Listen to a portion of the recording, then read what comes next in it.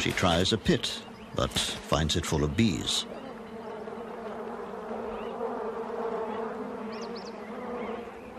She decides to risk the pool.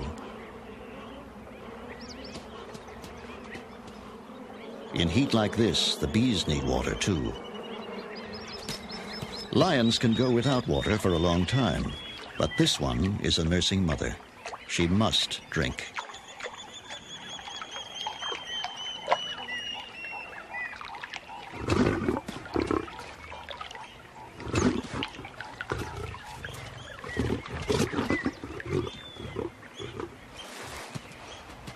Maybe the bee pit isn't so bad after all.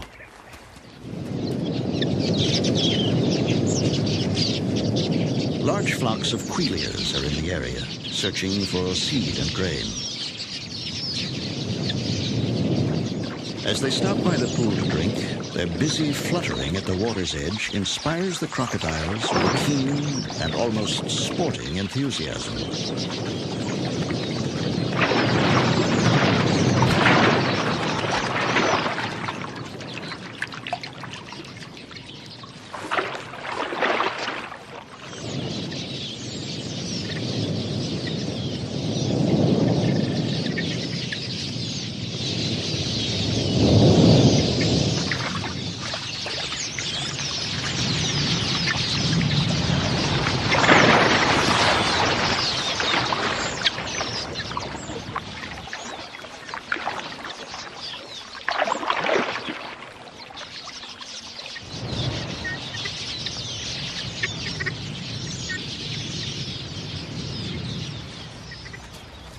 The monitor lizard is the scourge of both ground-nesting birds and the egg-laying crocodiles.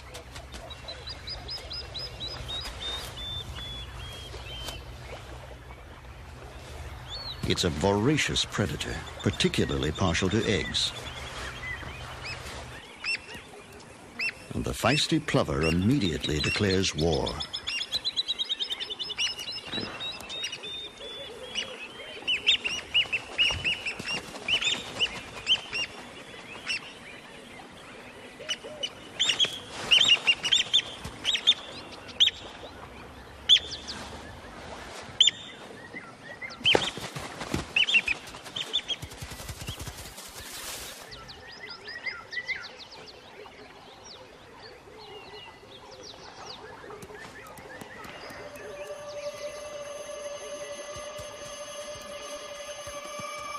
During the heat of the day, the sand becomes unbearably hot and burns the skin between the impala's hooves.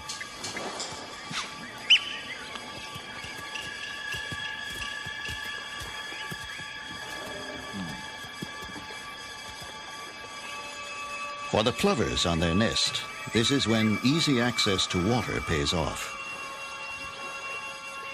The bird is soaking its breast feathers until they are weighted with water.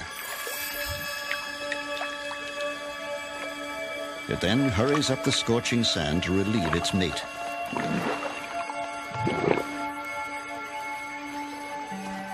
The plovers are brooding on sand that feels hot enough to fry an egg, and by midday they are changing guard at the nest every 10 minutes.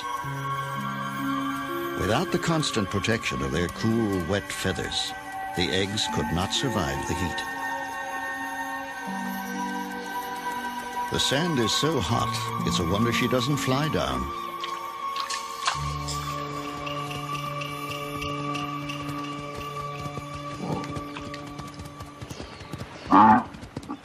These buffalo have just one thing in mind. Their usual watering places are dry now, and they've had a long, hot journey to get here.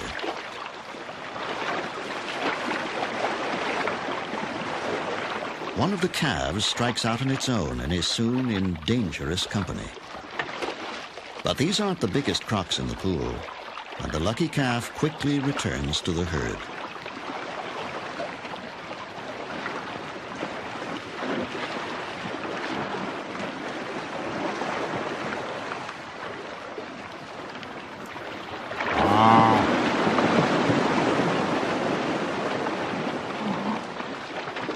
The croc's intentions are clear enough, But before they can find a small enough victim, the buffalo decide it's time to leave.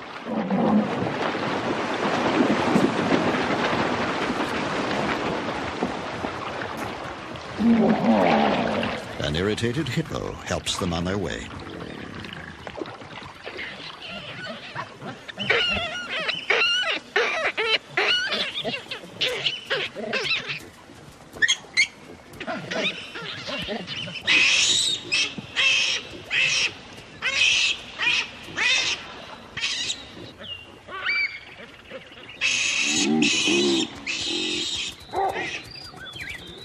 The drought and heat are now so severe that some animals with small young cannot supply enough milk, and thirsty youngsters follow their mothers to water before they're weaned, or wise enough to know how to drink.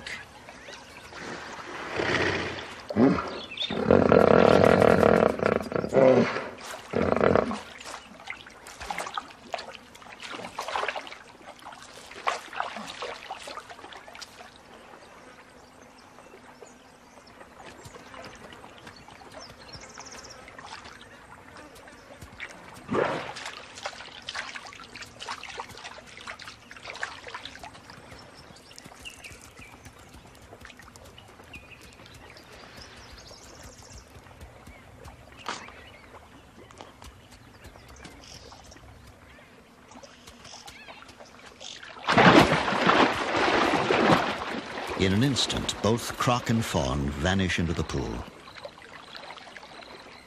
leaving behind a bewildered mother.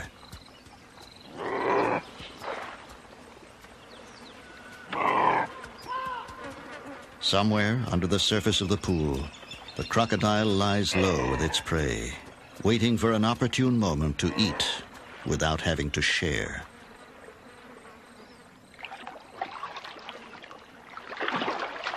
The most carefree creature in the pool is this baby hippo. She frolics around her mother in that special state that belongs to all young things.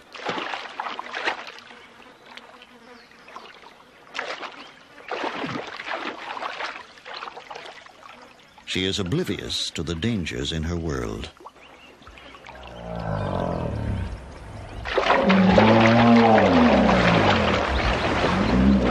The pool is steadily shrinking and is already too small for so many animals.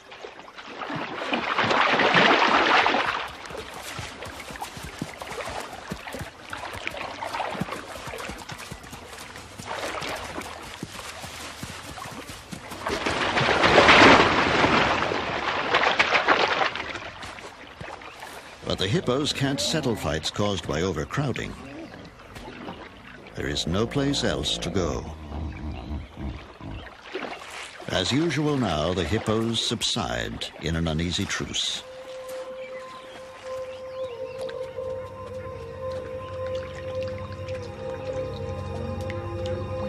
Subdued by the day's heat and temporarily at peace, the baboons relax around the pool.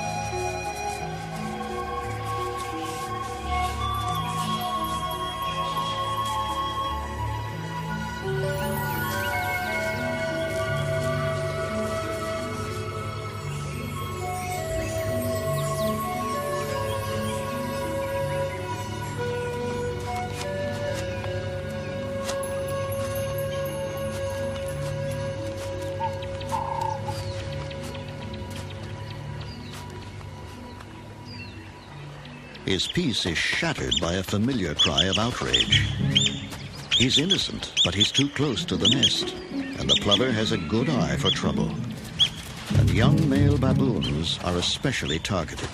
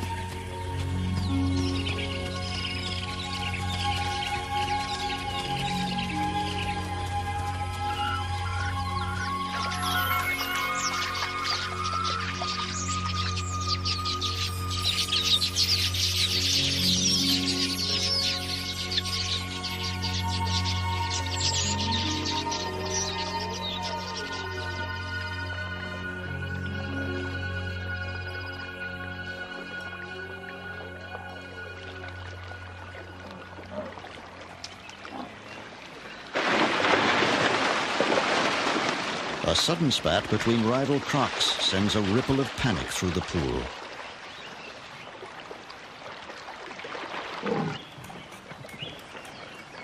It's small wonder that the plovers are having trouble. A fresh track shows that a crocodile plowed right over their eggs. This is their third nest of the season that's been lost to the crocodiles. Starting again from scratch, the plovers perform the ritual of selecting a site for a new nest.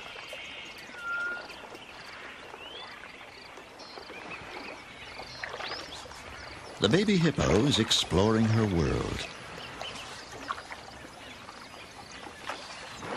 The restraint of the crocodile seems out of character.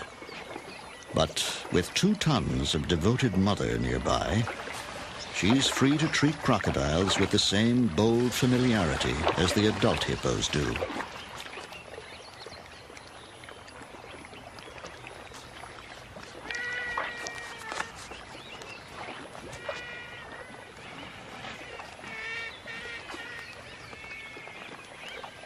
These great artists of violence are obliged to hold a kindly pose as the hippo child wanders in her playground of gently smiling dragons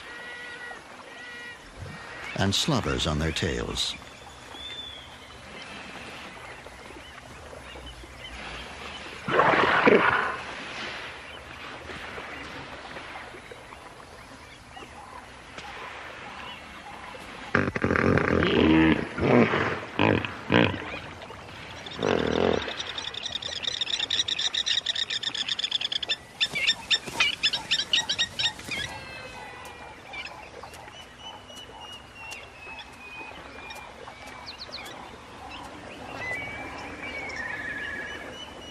A yellow-billed kite checks the pool for an easy meal and sights a dead fish.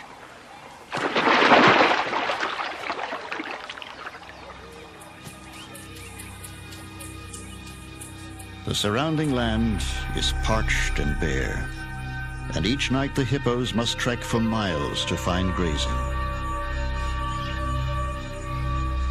Other animals wander in the riverbed in search of the few remaining pools.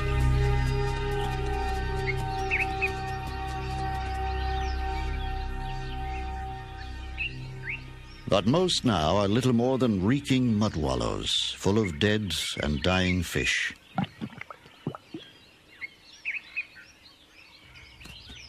Even so, the impala would drink here, but the pool is dominated by a single croc, the last of a group of more than 40 that were here a month ago.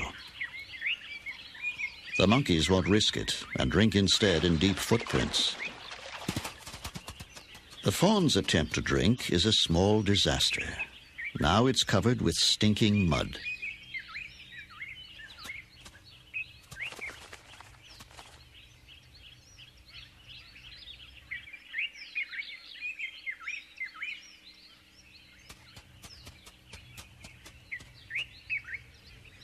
The mother sniffs her offspring but doesn't recognize it in this foul disguise.